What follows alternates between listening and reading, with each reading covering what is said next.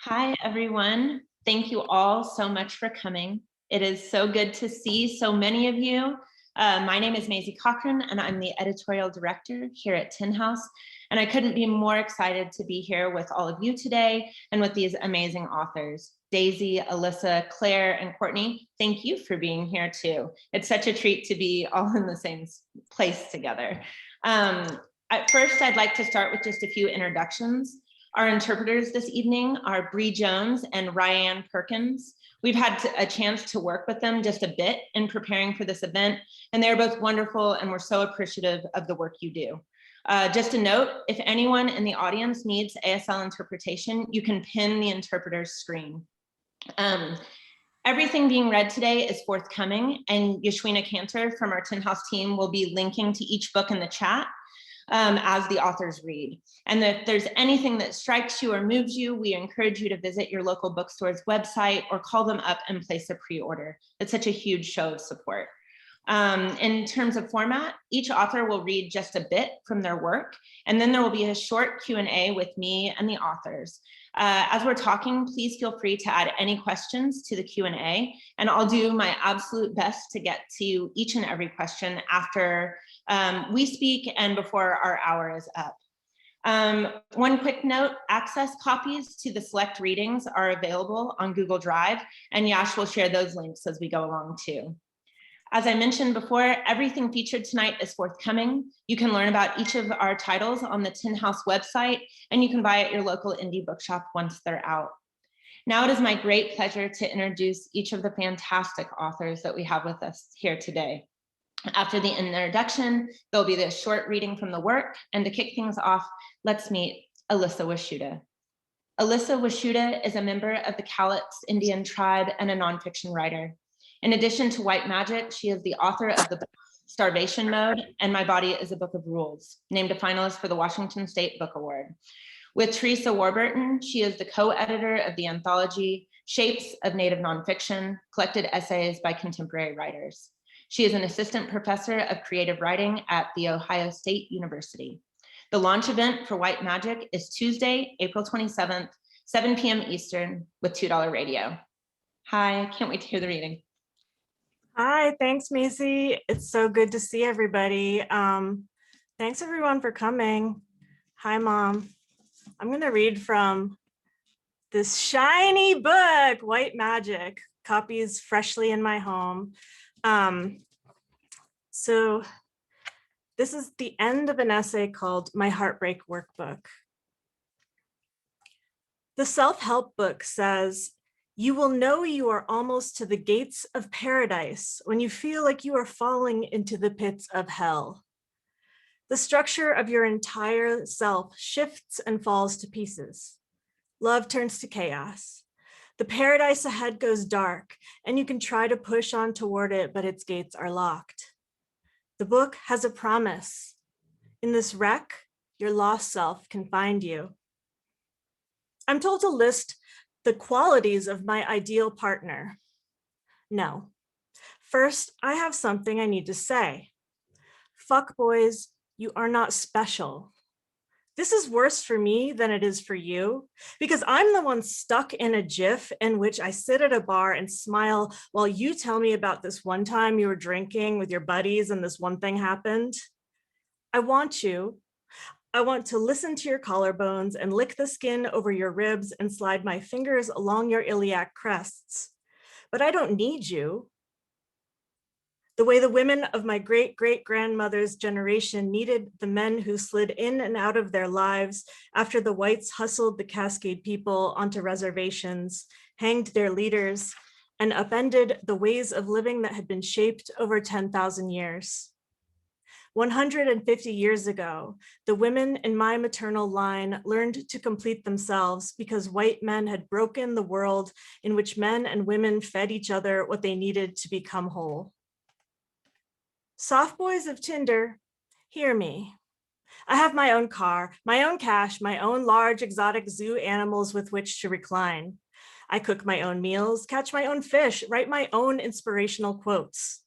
I am the substance I use to intoxicate myself, moving my bones for the mirror, over and over, making and unmaking a cup of my collarbone and trapezius. I come from women whose dresses drip with dentalium shells that were pulled from deep water and used like cash.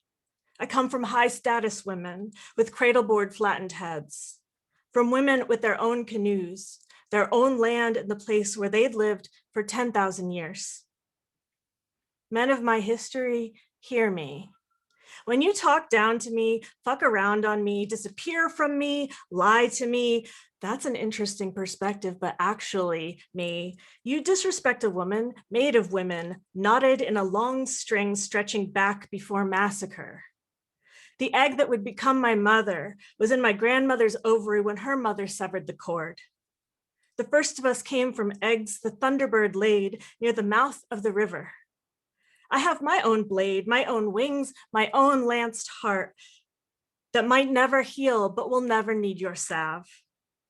I do not want you badly enough to let you grip the rim of the hole, climb in and leave it full of emojis and come. The hole is perfect and you cannot touch it. I delete the app. Thank you. Thank you so much for sharing that with us. All right, we're going in pub order. So next we have Claire Fuller. Hi, Claire. Claire Fuller was born in Oxfordshire, England. She has written 4 novels, Our Endless Numbered Days, which won the Desmond Elliott Prize, Swimming Lessons, Bitter Orange, and the forthcoming Unsettled Ground that has been longlisted for the Women's Prize for Fiction. She has an MA in Creative and Critical Writing from the University of Winchester and lives in England with her husband. The launch event for Unsettled Ground is Tuesday, May 18th, 7 p.m. Eastern Time at McNally Jackson. Take it away, Claire. Thank you so much for having me and for everyone coming. And I'm in England and it is 10 minutes past midnight, so excuse the baggy eyes, but I'm going to read from Unsettled Ground with its beautiful, beautiful cover. So I'm going to read from the very beginning. The morning sky lightens and snow falls on the cottage. It falls on the thatch, concealing the moss and the mouse damage, smoothing out the undulations, filling in the hollows and slips, melting where it touches the bricks of the chimney. It settles on the plants and bare soil in the front garden and forms a perfect mound on top of the rotten gatepost, as though shaped from the inside of a teacup. It hides the roof of the chicken coop and those of the privy and the old dairy, leaving a dusting across the workbench and floor where the window was broken long ago. In the vegetable garden at the back, the snow slides through the rips in the plastic of the polytunnel, chills the onion sets 4 inches underground, and shrivels the new shoots of the Swiss chard.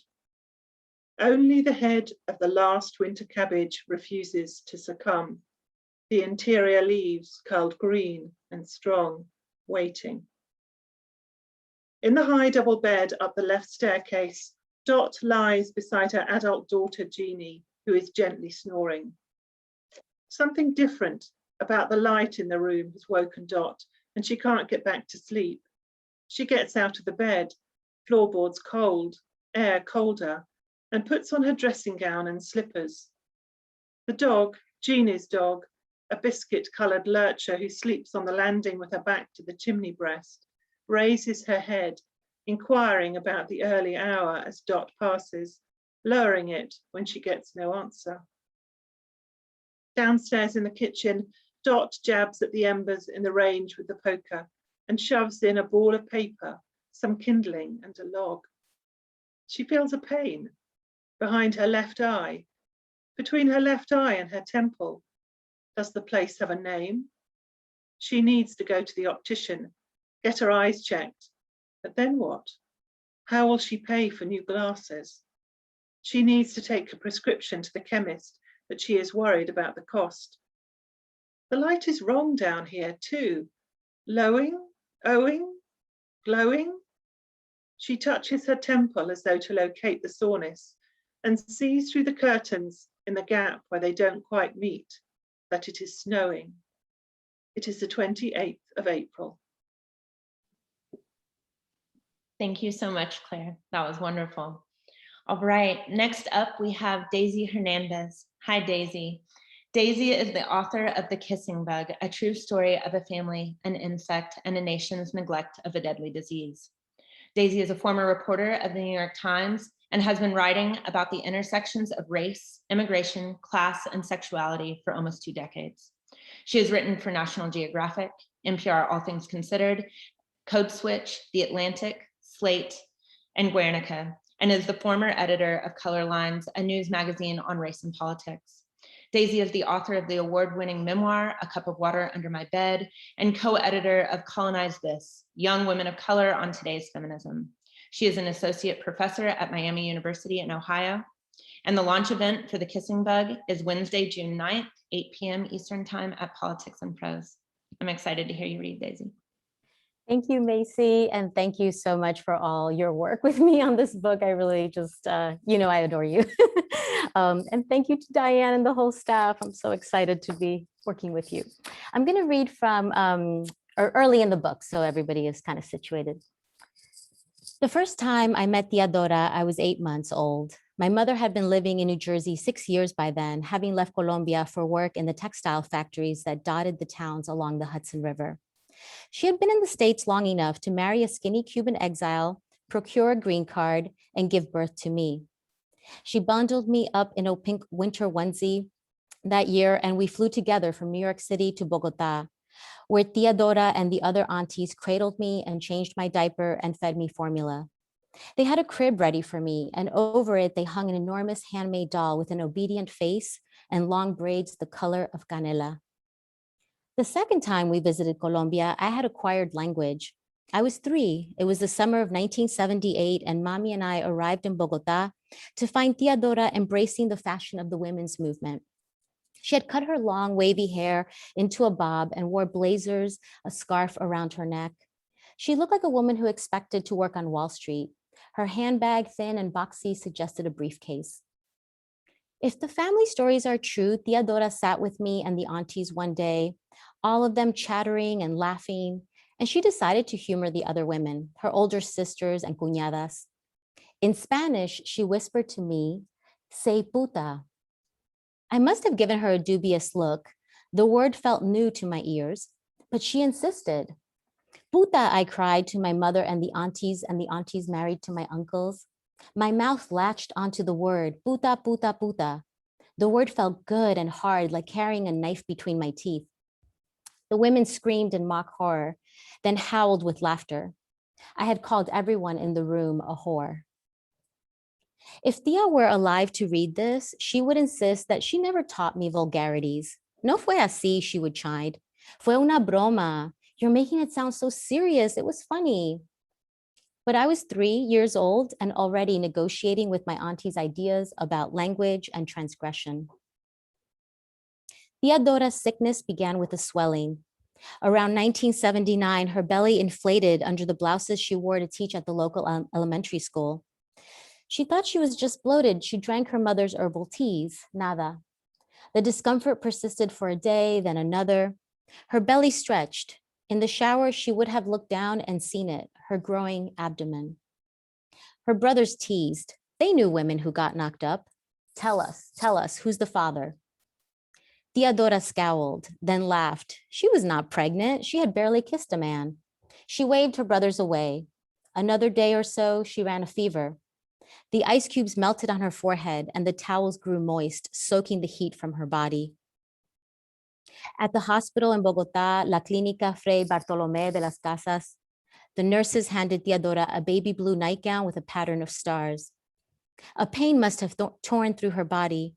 She turned to her sister and begged, "Pray the rosary for me." The nurses looked at my auntie's belly. It was not the first time that they had seen a woman pregnant and young, unmarried and terrified. They told Thea's her sister, that it was most likely an embarazo ectópico, the baby growing in her fallopian tubes. In the hospital room, Theodora lay in bed and her sister paid 30 pesos to have a rollaway bed brought in so she could stay the night. They recited the rosary together. "Bendito es el fruto de tu vientre. Blessed is the fruit of your womb." Then Theodora felt a chill. Tengo frío, she said to her sister. Give me my coat. She pointed at an empty chair. Her sister prayed harder. It was one thing to have a fever and another to lose your mind. The gloved hands wheeled Theodora into an operating room. She might have kept her eyes open and watched the light above the nurse's face, the honey-tinted halo. She would have heard the instruments tinkling on the tray, the unwanted music of paper rustling, latex gloves snapping into place, the hum of orders being issued. She could not have heard the blade, its silver face pressing into her belly. After the exploratory surgery, the doctors told her sister, Tiene los intestinos de 10 personas. My auntie's large intestine had dilated, widened, begun to go loose inside her body. She had enough of a large intestine for 10 people. The doctors offered a colostomy bag. It would get her through her last year of college. And when she graduated, that bag indeed hung from the side of her belly. The doctors believed then that she might live a year, maybe 2. No one suspected a parasite. Thank you. Wow, Daisy, thank you so much for reading.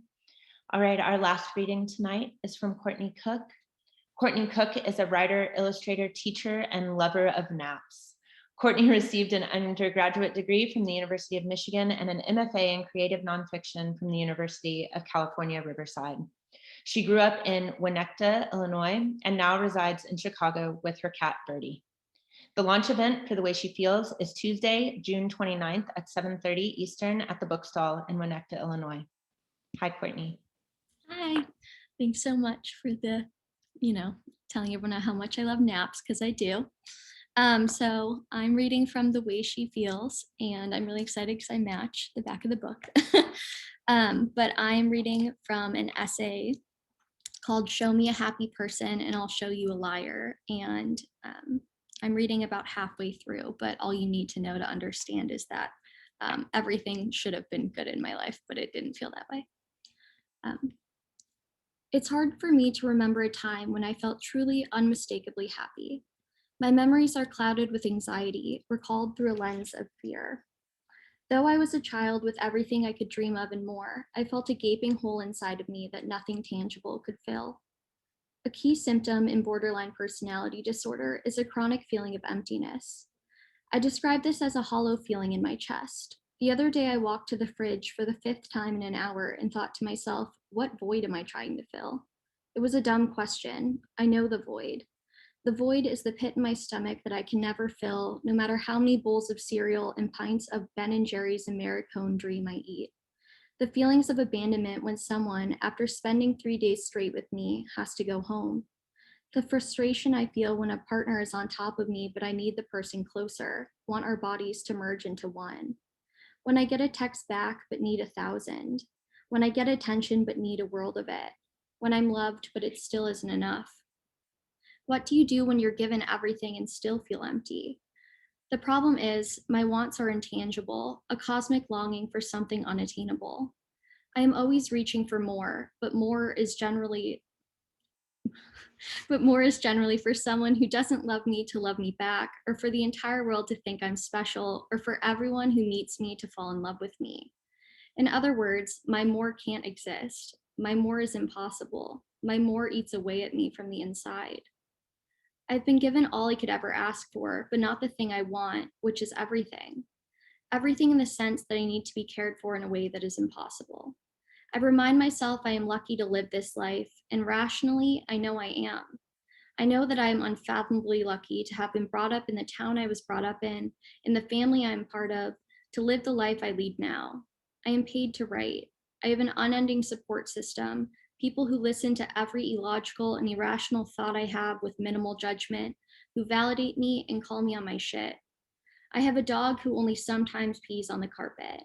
I have a house filled with books I'll never have the time to read.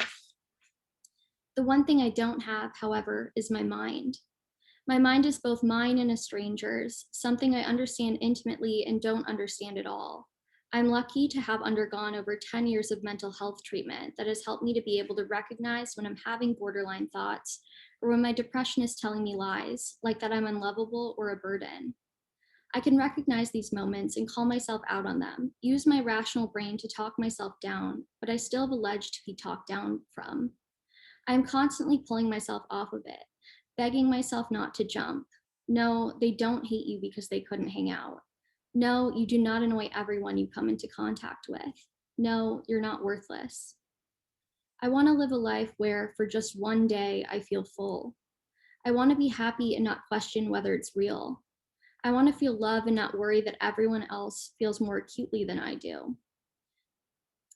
I want to have the lights flicker without wondering if I'm being haunted. I want to cough without worrying that I'm dying. I want to look in the mirror without thinking I'm fat. I want to be told I love you and not question it, even for a second. I want to hang out with friends and not fear that I'm missing something better somewhere else. I want to not even think of the possibility of better. I want things to feel good the way they are. Seneca said, "For if we could be satisfied with anything, we should have been satisfied long ago." I was born into a world of luck, a world where I was given everything, but that doesn't stop the hunger always for more. Thanks. That was great. And before we move on to our Q&A, I do have to tell you, Courtney Cook, that when I first met you at the Tin House Writers Workshop, I did love you. It was a great first meeting. So, yes. All right, we are going to move on to our Q&A. That's where it's going to be about 15-20 minutes, but I do encourage everyone watching to put your own questions into the little Q&A field, and I will do my best to keep an eye on those and open up the last 15 to 20 minutes for those questions for all of these authors. But, you know, lots of different genres, lots of different themes that we're talking about. So I just want to start with one sort of open question, and anyone can start. And it's just sort of, what inspired this current book, you know, the book that you read from today?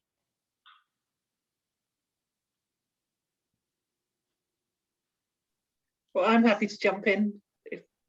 That's great. Yeah, for me, for Unsettled Ground, and I think possibly for all the previous novels, it's about a place for me. It's finding a place where the main character can have lived or does live.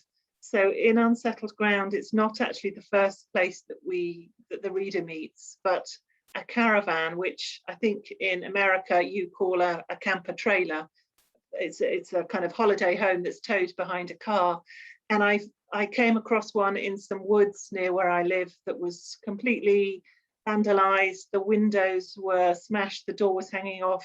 Nobody had clearly lived there for several years, but there was some things left behind, bits of bedding and all sorts of rubbish. It was very smelly, and it just started me thinking, who would have lived in this place? What would have taken them there? And what would their life have been like after they left? And so the main character in Unsettled Ground, Jeannie Cedar, was kind of created in my head.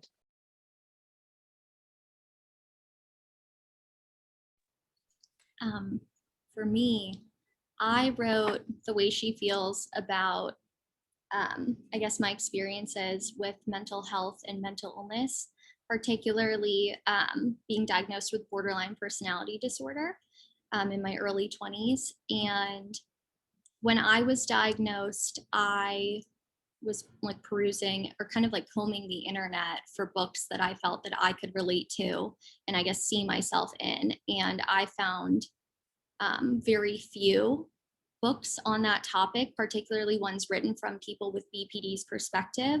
There were plenty of books about how to deal with someone with BPD, and I really despise that notion, particularly because I think every relationship of any sort is a negotiation of how to best communicate with the person and how to, you know, just like work it out between you two. And I don't like the idea that BPD or people with BPD can be lumped into like, oh, deal with us this way. And also dealing makes me feel like a burden, and I feel like it should not have that terminology. So I wanted to, I guess, write the book that I wish I had had when I was diagnosed.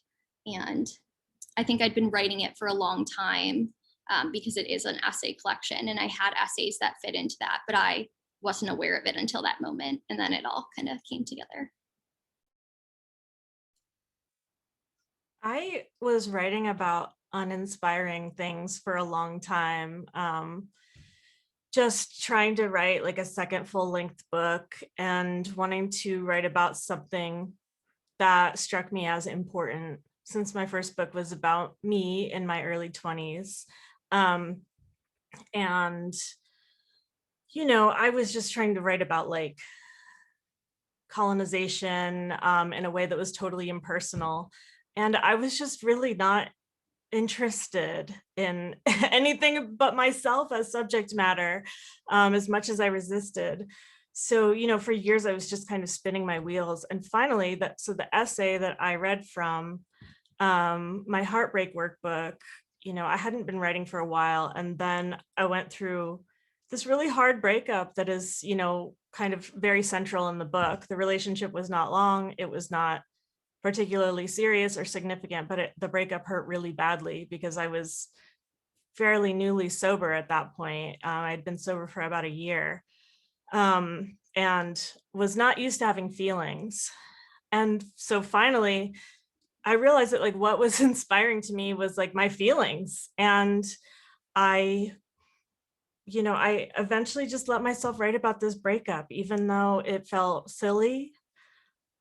It felt, you know, I felt it really deeply, and I needed to explain myself, and I needed to take 425 pages to explain why I felt so deeply and why I desperately needed to be loved. So that was, you know, in the end, just like this acceptance of myself. I'll jump in. I love hearing the origin stories of books. This is such a great question for me. So my book is about this insect-borne disease that's more prevalent in the United States than the Zika virus. But it actually began for me with fiction. I was writing a short story, and I realized that although my auntie had been diagnosed with this disease, that I knew so little about it. And kind of similar to what Courtney was saying, it shocked me that, you know, so many thousands of people could have this disease in the United States and millions more in the Americas, in Latin America specifically, and there not be a book about this, like not a book for, you know, just an ordinary layperson reader. You know, there was like a scientific book. And so that got me going. That really kind of like shifted everything for me. And then, yeah, that's the origin story, I guess. That's great. I do love hearing the origin stories of where work begins and how it, you know, evolves into something, to the finished book that we all, you know, love reading. I love actually having a conversation with authors that are across genres and doing different work, because when I was thinking about the four of you in conversation, I kept thinking about how there's a lot of really big themes addressed in these works. You know, you have mental health, poverty, politics, heartbreak, colonization, and trauma is also a touchstone in all of these works. And I just wanted to know how you enter into these big issues. How do you write into such big issues?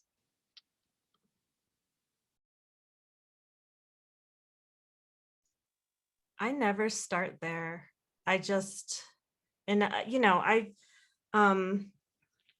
and my friend Melissa Phoebos, who has a book out this week, has talked about this too. I always start out thinking like, this could be a light essay, or this could be, you know, like an essay that's not about my trauma.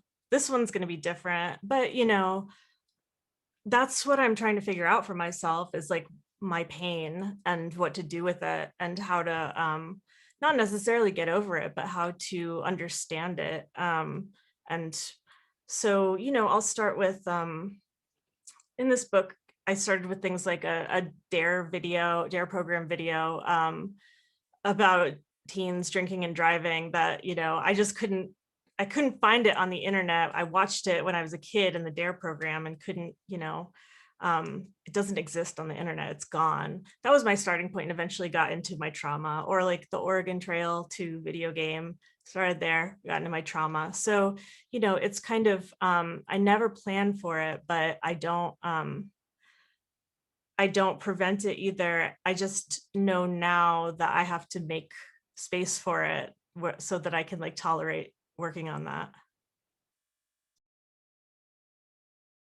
I definitely approach things somewhat similarly in terms of trying to make sense of things through my writing. I think a big goal with my book was to portray that even though I live with a very stigmatized diagnosis that does impact a lot of areas of my life and myself, that I am not like scary or crazy or whatever people might associate with a BPD diagnosis. And so I felt like it was important to approach, I guess, a lot of the aspects of trauma that I discuss in my book with an element of humor or some sort of lightness that doesn't take away from the gravity of the situation, but allows it to be digested in a more accessible way, I guess. Because I know that some of my experiences have, like, you know, when you tell a story and you say something that you think is like mildly bad and someone looks like truly horrified and you're like, I'm so sorry for hurting you with my story. I really thought that was going to go differently. But yeah, I thought they were worthwhile to share, but I also didn't want to harp on them in a way where they felt unnecessarily like bogged down by that seriousness. And my book is illustrated in very like neon colors. And I think that also helped to, I guess, bring some brightness to the discussion of trauma. But I think also like in writing a book about mental health and mental illness, particularly with the just many years of struggle I've had, there was no way to shy away from talking about trauma.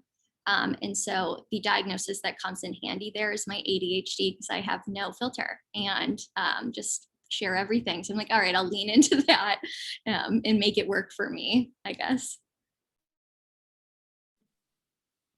I think for me, with this particular book, it was digging into the research. So that was kind of like an entry point. Like even though it starts out with my relationship with my auntie and her diagnosis, that's probably what I wrote last, actually. But I found that like digging into the science, into like, you know, what exactly, I didn't know what the difference was between a parasite and virus and bacteria. Like I was so new to this whole world of science and medicine. And so for me, like digging into the research and interviewing experts, actually, I guess maybe this goes back to what Elissa was saying, but like sort of like was coming around the side door to then write about sort of what was closer to home, almost last, actually. Yeah. Yeah, it kind of sounds quite similar in that I certainly didn't approach rural poverty, which is kind of one of the big themes in Unsettled Ground, face on. I don't plan my novels, and so Jeannie Cedar just kind of arrived, and it almost felt like I was following her story. So she was describing it, and I was transcribing it. And it really wasn't until I got to the end, you know, after 18 months or so, and I understood what this book was about and what its themes were. And then I could spend the next 6 months or so editing and layering those in and understanding the issues that she faces, and also then going away and doing research, because I didn't really know very much about rural poverty, only kind of the news headlines and how it would affect a real, well, she feels very real to me, a real individual, a real character, somebody who exists on the page anyway. Those are amazing answers. And I think too, one of the things that I've noticed about all of your work is the way that things influence your work, you know, from bringing in, Elissa, like you said, pop culture or Oregon Trail. And, you know, Courtney, there's that too, and Daisy with the research, and Claire with music. And I'm curious if you can talk a little bit about that. Like, if you can talk a little bit about your influences. They don't all have to be literary. And if you could talk a little bit about an influence that readers might be surprised by that made it into your work.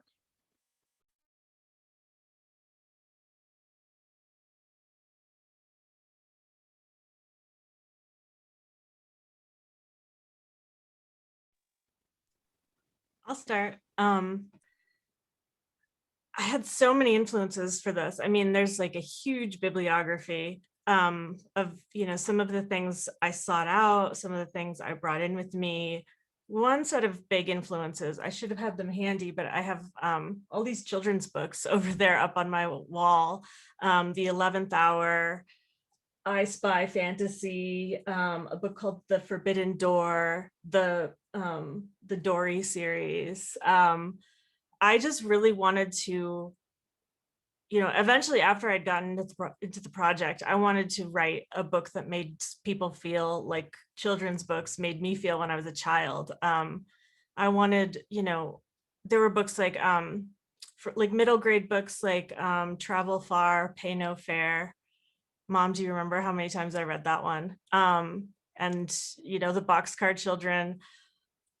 I really, for a while in my childhood, felt like, I think all of these fantastical things that happen in the books, I think they could be real. Like A Wrinkle in Time, that's probably real.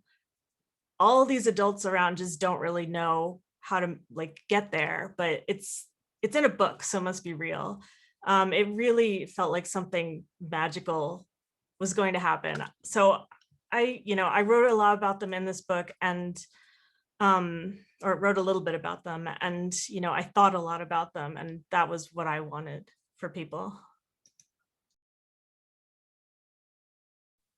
I suppose the biggest influence on Unsettled Ground was music. Jeannie plays the guitar, and her brother plays the fiddle, and her mother, when she was alive, played the banjo. And so they formed a tiny little band. They didn't play in public, they just played at home.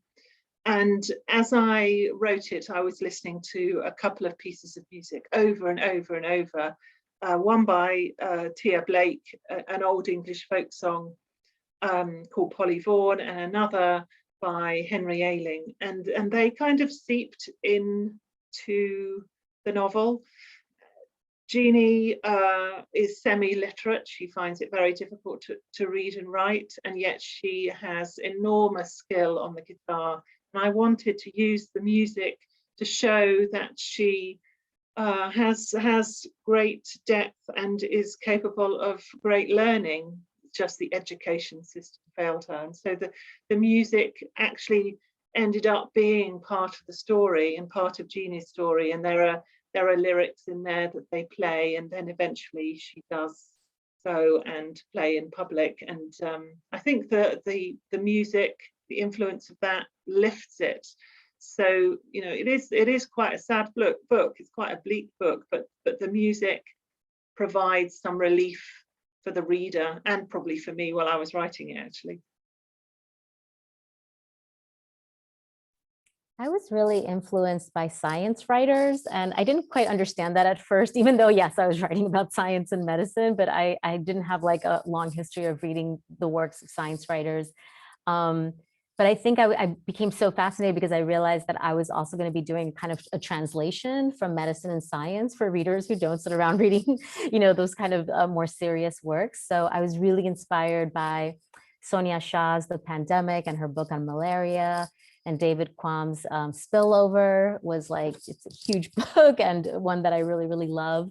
And then as a writer, more as a journalist writer, I was really inspired by Tracy Kidder's Mountains Beyond Mountains, because he brought together so many of the themes in terms of medicine and socioeconomics and marginalization that I was thinking about. So that was really inspiring. And I love your question about the unexpected influence, which made me go, what is the unexpected influence? And I don't know if it's unexpected, but I definitely felt very influenced by Eduardo Galeano's book, especially his trilogy about the retelling the history of the Americas, because I end up retelling parts of history that are related to the kissing bug disease that's at the center of the book. And I think I was just, I've read him for many years, and so I think I was just unexpectedly that all came into play as I was working. Great. I'm curious too, there's so many great questions coming in the chat, and some of them are sort of layered in with questions I was thinking about. So I'm gonna try to sort of blend some of these in, but along with influences, I'm curious, sometimes when I read something great, it inspires me. And other times I've heard from writers, it can stop you, like, oh, I shouldn't have read that in this moment, or like now I sound this way, or I need to. And so I'm curious, not only of influences, but what is your process like? I know some writers who don't read anything while they're writing, some authors that like to read while they're writing. So what are things that you do to encourage the creative process? And a couple of people have asked, what happens when you hit a snag? So I am in a snag. I have not written since May of 2020. And that's like mildly horrifying to me. But I try to remind myself that anytime that I've stepped away from writing with the intent of like pursuing another passion, or being like, oh, I did that, I'm going to do something else, I always circle back, even if it's not what I thought that I was going to do. Like I went to an arts high school and studied writing there. And then I went to college and initially was like, I'm art and design all the way. And then writing was like, just like this anchor, not in a bad way, but it kept pulling me back, I guess, and grounding me there. And everything else has always kind of become a nice pair to writing, but writing has been like the groundwork. And so even though I am a little repulsed by my lack of productivity writing wise, I feel like that's partially also due to the fact that I feel like something went terribly wrong with my brain in the pandemic, more so than already was present. And I cannot read anymore. I feel like something went, I don't know what happened. My attention span is super gone.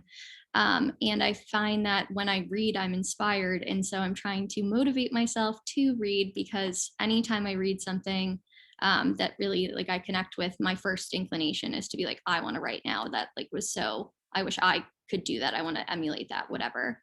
So I think if I find a way to get past the block of not being able to like read a page without being like, what was that? I think I'll get back to that place. So I guess it's just having that hope and like knowing that it'll come. In the same way, like if I'm in like a pit of depression, I'm like, I was happy at one point, it'll happen again. I just have to like ride the wave. I'll figure it out. I haven't been able to read sort of, recreationally for the past year either. But, I read for work. I teach creative writing. And so I read a lot for work. And, it's just always, I think I never really force myself to write because I don't have, for several reasons, I don't have a lot of time. So when, and I've got kind of just like other things always pulling at me to get done. So when I do get a big block of time, I think I've had things rattling around my head for long enough that I know what's going to come out, at least as a starting point. But, during the semester when I'm reading my students' work, I'm, it's like so inspirational and motivational, especially in the last year, because they've been writing. I mean, they're always writing so well, but to be writing so well in the last year is just really, really inspirational. I mean, that's the word. So, I don't try to avoid reading anything. But yeah, I do notice that when I'm around other writers at readings and when I'm reading work for my job, like that is all making me want to write. I love this question. I ran into an interesting challenge because I was reading a lot of science and medicine, and but I wasn't writing those kind of books necessarily. So I came back to a practice that I remembered from a class that I took with the novelist Cristina Garcia, and she always recommended starting your writing sessions with reading poetry for about 30 minutes before starting to do your own writing. So I ended up reading a lot of Adrienne Rich while I was working on this book, and so you'll see a quote from one of her poems at the beginning of the book. But I found it so necessary because of the kind of research that I was doing to spend time with poetry. It really filled me up. And I'm always fascinated by the worry that like, if we read certain writers too much, that we will imitate them too much or sound like them. I've never been worried about that. I don't know that it's ever, I don't know, I've never had anyone accuse me of sounding too much like someone. I think sometimes that's like another fear that we just have as writers that kind of gets in the way, but we also have such a unique voice. So yeah, I don't worry about that too much. Yeah, I haven't stopped my reading over the pandemic or over the past 40 years. I think I still read a huge amount of fiction just for pleasure, not just for research. And I post them on my Instagram account and just have fun recommending books and finding other people's recommendations.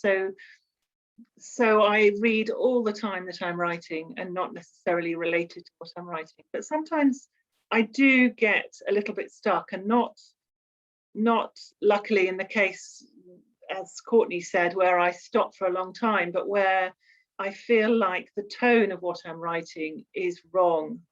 It's just not what I want to sound like. And so there are some novels that I go to and almost use kind of like a tuning fork.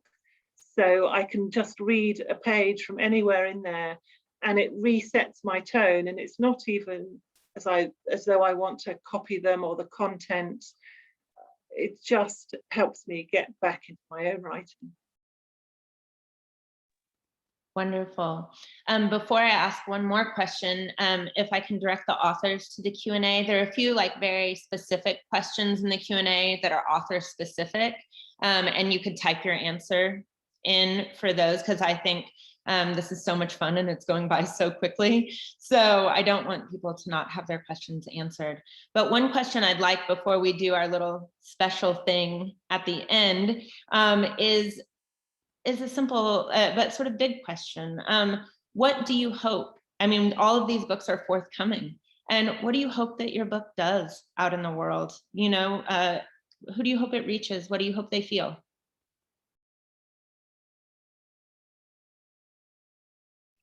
I hope that my book provides, I guess, to touch on what I said earlier, this framework for like, it doesn't necessarily have to be BPD, even though that's like really what my book discusses. But I guess I want to contribute to the destigmatization of mental illness as a whole, and to, I guess, just encourage people to know that even if you are symptomatic or not, doing the self-care regimens we see on Instagram in those little neat graphics, or like even if, yeah, your mental illness isn't like palatable, that it's okay. Not in that like it's okay not to be okay, like it is, but I guess just more in the realm of like no one is necessarily like scary, and I hope that it just makes people feel like okay with themselves, even if they don't have mental illness,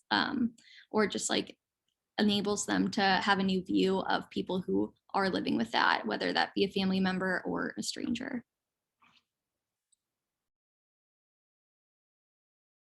I guess for me, it's just, it would be really lovely if people fell in love with Jeannie Cedar and all her oddness and her stoicism and her pride and her strength. That would be fine with me.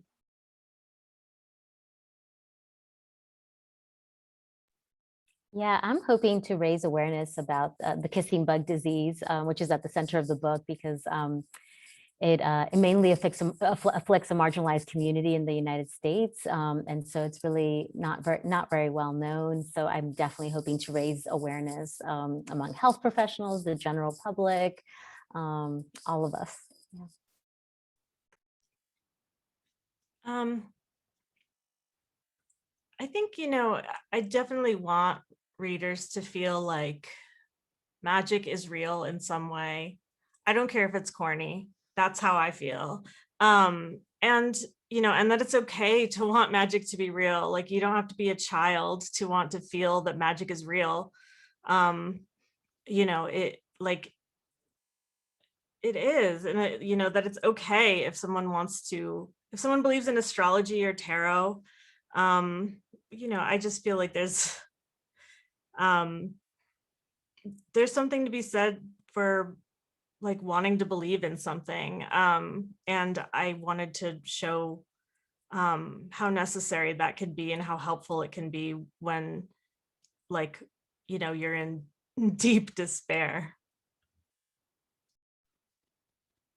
All right. Well, we only have about 6 or 7 minutes left, but this is kind of fun. I don't know if I've seen a reading where this has been done, but each author here today is going to hold up an object that has inspired or lends itself in some way to the work that they've discussed today. So I know some of them, I don't know some, but maybe Courtney, can we start with you? Yes. So my mom is queen of quirky gifts and many other things. And for Christmas, she got me a candle that looks like a bowl of Fruit Loops and like absolutely smells like one. I will never light it because it is my cherished item. But I obviously have a thing for cereal. Obviously there's a bowl on my arm. But I have, I guess, an essay in here that discusses kind of unusual coping mechanisms and things like that, particularly sugary cereal. I would credit it for keeping me alive. And I could trace that back, I guess, to, you know, therapy and like different things about staying in the present.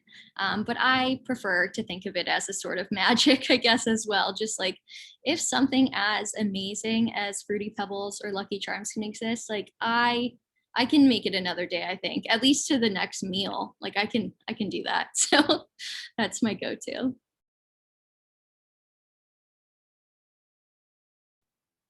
How about Claire? Oh, you're on mute, Claire. Yeah. I need a bit of space for mine. My husband put it together. It's really heavy. Oh, the drama. It is a vegetable box. Oh. With a cauliflower and a mushrooms and courgettes and carrots. I have been receiving this vegetable box from Riverford, from the farm, for every fortnight for 20 years. And I'm not a vegetarian, but my husband is, but we do eat a lot of vegetables. And Jeannie Cedar in Unsettled Ground has an acre of land and gardens, and so she is an inspiration to me in the vegetables that she grows and how she copes, how her connection to the land, I suppose, which I can't have physically here where I live. I have a very small garden. I don't have a big piece of land, but I have my connection via my vegetable box.